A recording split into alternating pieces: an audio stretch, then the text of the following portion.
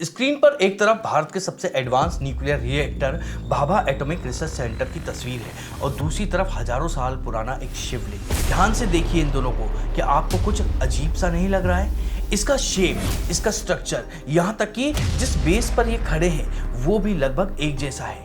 अब एक सवाल खुद से पूछिए, क्या ये सिर्फ एक इत्तेफाक है या फिर हमारे पूर्वज हजारों साल पहले वो साइंस जानते थे जिसे समझने में मॉडर्न दुनिया को सदियां लग गई हैं? लोग कहते हैं कि शिवलिंग सिर्फ एक आस्था का प्रतीक है, लेकिन अगर मैं आपसे कहूं ये जिसे आप पत्थर समझ रहे हैं वो असल में एंशिएंट इंजीनियरिंग का एक मास्टरपीस है, एक ऐसा डिवाइस जिसका डिजाइन आज के न्यूक्लियर रिएक्टर से मेल खाता है। आज इस वीडियो में हम धर्म और साइंस के बीच की लकीर को मिटाने वाले हैं। 79 डिग्री का वो रहस्य जो नासा को भी हैरान कर रहा है। तैयार हो जाइए क्योंकि आज शिवलिंग का सच आपके होश उड़ा देगा।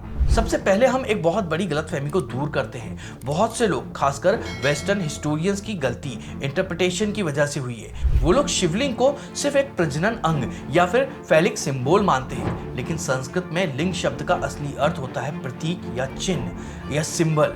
जैसे कि तिरंगा भारत का सिंबल है, वैसे ही शिवलिंग उस निराकार ब्रह्मांडीय ऊर्जा का सिंबल है जिसका ना कोई आदि है और ना कोई अंत है। लेकिन असली कहानी यहाँ शुरू नहीं होती है। असली कहानी शुरू होती है जब हम शेप को डिकोड करते हैं। अब जरा सोचिए, मॉडर्न साइंस में एक न्यूक्लियर रिएक्टर का काम क्या होता है? अपार ऊर्जा यानी इमेंस एनर्जी को स्टोर करना। और साइंस कहती है कि जब भी आपको हाई प्रेशर या खतरनाक रेडिएशन को स्टोर करना होता है तो सिलेंड्रिकल या फिर अंडाकार शेप सबसे बेस्ट होता है, क्योंकि इसमें कोई कॉर्नर यानी कोना नहीं होता है जहां स्ट्रेस जमा हो जाए। अब वापस शिवलिंग को देखिए, वही सिलेंड्रिकल शेप, वही राउंडेड टॉप। एंशिएंट टेक्स्ट में शिव को रुद्र कहा गया है, यानी भयंकर ऊर्जा, वो ऊर्जा जो संहार कर सकती है। तो क्या शिवलिंग उस उग्र ऊर्जा को कंट्रोल करने का एक मॉडल था? क्या जिस शेप को आज हम साइरस रिएक्टर में देखते हैं वो डिजाइन ऋषियों ने हजारों साल पहले ही क्रैक कर लिया था? ये तो बस शुरुआत है, क्योंकि अगला सवाल ये है कि आखिर ये शिवलिंग अंडाकार ही क्यों होता है? इसका जवाब हमारी धरती पर नहीं बल्कि अंतरिक्ष में है।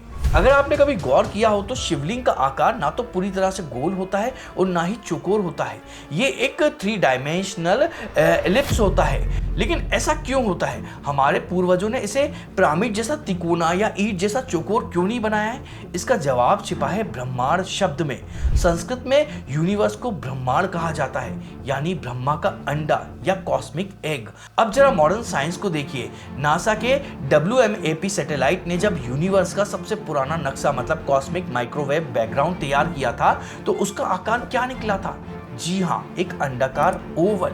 ये कोई इत्तेफाक नहीं हो सकता है। जिस शेप को आज हम टेलीस्कोप और सैटेलाइट की मदद से देख रहे हैं उसे हजारों साल पहले शिवलिंग के रूप में पत्थर पर कैसे उकेरा गया था?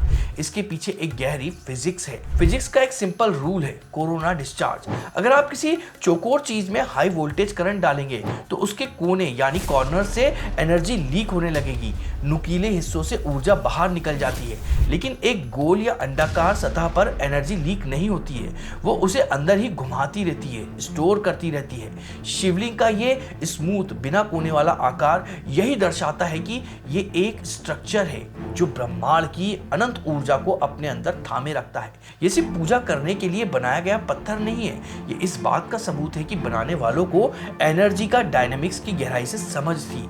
वो जानते थे कि निराकार ऊर्जा जब साकार रूप लेती है तो वो इसी शेप में सबसे ज्यादा स्टेबल होती है। लेकिन यहाँ एक पेच है। अगर शिवलिंग इतनी जबरदस्त ऊर्जा का स्टोर हाउस है तो इस ऊर्जा से गर्मी यानी हीट भी पैदा होती होगी, और किसी भी गर्म चीज को ठंडा ना किया जाए तो वो फट सकती है। यही एंट्री होती है उस चीज की जिसे हम सबने देखा है लेकिन कभी उस पर सवाल नहीं उठाया है।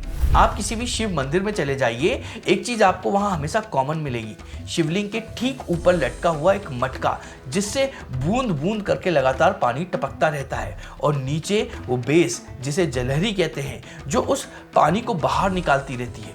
हम इसे आस्था कहते हैं, जलाभिषेक कहते हैं, लेकिन अगर हम इसे एक इंजीनियर की नज़र से देखें तो ये क्या है? ये एक कूलेंट सिस्टम है। याद कीजिए हमने चैप्टर 1 में क्या बताया था? Nuclear reactor.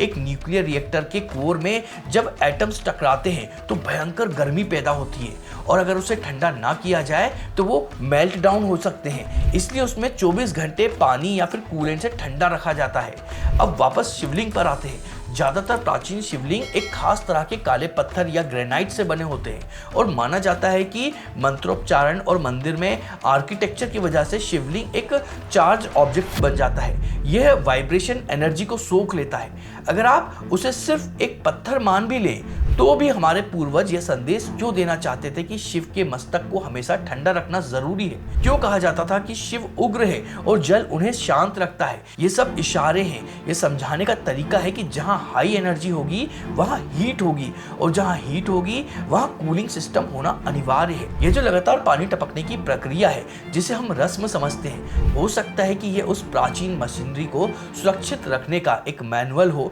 जिसे हम भूल चुके हैं। लेकिन रुकिए, अगर आपको लगता है कि यह साइंस सिर्फ मंदिर के अंदर तक सीमित है तो आप गलत हैं। इन मंदिरों की लोकेशन, जिस जगह पर ये बनाए गए हैं, वो अपने आप में एक ऐसा रहस्य है जिसे आज का गूगल मैप भी शायद समझ पाए। अब मैं आपको जो बताने जा रहा हूँ उसे सुनने के बाद आप अपना सर पकड़ लेंगे। भारत का नक्शा लीजिए और उत्तर से हिमालय के केदारनाथ मंदिर से लेकर दक्षिण के रामेश्वरम तक में एक सीधी लाइन खींचिए। आपको बीच में क्या मिलेगा? केदारनाथ, कालेश्वरम, श्री कालहस्ती मंदिर, एकाम्बेश्वर, जम्बुकेश्वर और रामेश्वरम। ये सभी प्राचीन शिव मंदिर एक सीधी रेखा में, जी हाँ, लगभग 79 डिग्री ईस्ट लॉन्गिट्यूड पर है। आज हमारे पास सैटेलाइट है, जीपीएस है, ड्रोन है, हम इंच इंच तक नाप सकते हैं। लेकिन इन मंदिरों को हजारों साल पहले बनाया गया था, तब कोई गूगल अर्थ नहीं था। इतनी सटीक अलाइनमेंट कैसे पॉसिबल है? इन मंदिरों के बीच सैकड़ों किलोमीटर की दूरी है। केदारनाथ पहाड़ों में है, रामेश्वरम समुद्र के किनारे पे है। उस जमाने में एक जगह से दूसरी जगह जाने में ही महीनों लग जाते थे। तो फिर ये आर्किटेक्ट इतनी परफेक्शन के साथ में एक सीधी लाइन में मंदिर कैसे बनाए गए हैं? क्या ये सब सिर्फ एक इत्तेफाक है? नहीं, साइंस में एक बार इत्तेफाक हो सकता है, 2 बार हो सकता है, लेकिन 7 बार बिल्कुल नहीं हो सकता है। ये इस बात का सबूत है कि उस समय के लोगों को ज्योग्राफी कोऑर्डिनेट्स यानी अक्षांत और देशांत का गहरा ज्ञान था। कुछ थ्योरीज यह भी कहती हैं कि ये मंदिर धरती की खास मैग्नेटिक लाइंस या फिर ऊर्जा ग्रिड पर बनाए गए हैं। जैसे एक सर्किट बोर्ड पर कैपेसिटर लगाए जाते हैं, वैसे ही भारत की धरती पर ये शिवलिंग स्थापित किए गए हैं, शायद धरती की नेचुरल एनर्जी को बैलेंस करने के लिए। ये मंदिर सिर्फ ईंट पत्थर के ढांचे नहीं है, ये एक बहुत बड़ा महाद्वीपीय स्तर का प्रोजेक्ट था, एक एंशिएंट जीपीएस सिस्टम जो आज भी एक्टिव है। लेकिन बाहर की अद्भुत इंजीनियरिंग के बाद अब वक्त है मंदिर के अंदर झांकने का, क्योंकि असली जादू तो गर्भगृह के अंदर में होता है, जहां एक ऐसी चीज मौजूद है जिसे आप देख नहीं सकते हैं, बस सुन सकते हैं। क्या आपने कभी सोचा है कि शिव मंदिर में घंटियां क्यों होती हैं या उनका गुंबद गोल क्यों होता है? जब आप किसी प्राचीन शिव मंदिर के गर्भगृह में ओम का उच्चारण करते हैं तो वो आवाज गूंजती है, वो आपके शरीर के अंदर एक वाइब्रेशन पैदा करती है। साइंस में एक फील्ड है जिसे कहते हैं साइमेटिक। यह स्टडी है कि साउंड यानी ध्वनि कैसे फिजिक्स मैटर को प्रभावित करती है। जब आप एक मेटल प्लेट पर रेत डालते हैं और उसे एक खास फ्रीक्वेंसी पर वाइब्रेट करते हैं तो वो रेत बिखरती नहीं है, बल्कि एक ज्यामिति मतलब ज्योमेट्रिकल आकार बना लेती है। कहा जाता है कि अगर आप ओम की ध्वनि की फ्रीक्वेंसी को विजुलाइज करें एक 3D मॉडल में तो जो आकार बनता है वो शिवलिंग का आकार होता है। जी हाँ, ओम को हमारे शास्त्रों में नाद ब्रह्म कहा गया है, यानी ईश्वर की ध्वनि, और शिवलिंग उस ध्वनि का जमा हुआ ठोस रूप है।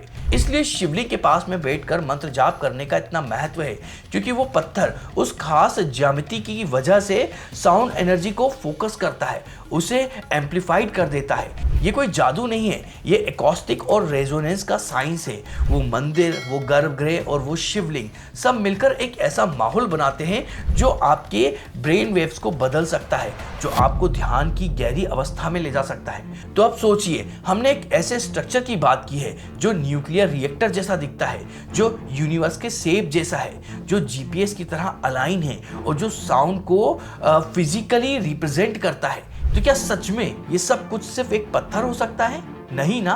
तो आज हमने क्या देखा? हमने देखा कि शिवलिंग कोई साधारण आकृति नहीं है, ये वो ज्यामिति या यूनिवर्स के रहस्य को अपने अंदर समेटे हुए है।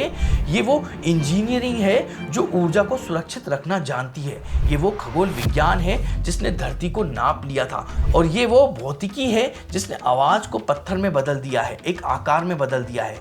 हो सकता है कि आज मॉडर्न साइंस अभी तक वहां ना पहुंची हो जहां हमारे पूर्वज पहले पहुंच चुके थे। हम अक्सर पुरानी चीजों को माइथोलॉजी या फिर अंधविश्वास कहकर खारिज कर देते हैं, लेकिन शायद हमें अपनी नज़र बदलने की ज़रूरत है। शिवलिंग से पूजा करने की जगह नहीं है, ये एक रिमाइंडर है।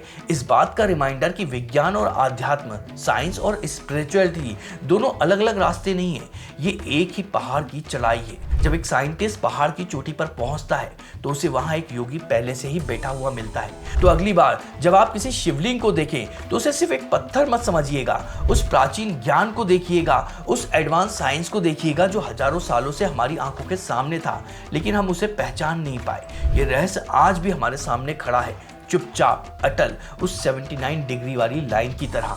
अब फैसला आपको करना है, क्या ये सिर्फ आस्था है या विज्ञान का वो अध्याय है जो हम भूल चुके हैं। अगर आपको हमारा ये वीडियो पसंद आया तो इसको लाइक करिएगा, अपने साथियों के साथ में शेयर भी करिएगा, और अभी कमेंट को स्वैप करके एक हाइप नाम का नया ऑप्शन आया तो इस वीडियो को हाइप भी करिएगा। और आप इस तरह के हिंदू धर्म से जुड़े वीडियो देखना चाहते हैं तो उसके लिए हमारे चैनल को सब्सक्राइब जरूर करिएगा। तो चलिए मिलते हैं अगले वीडियो में।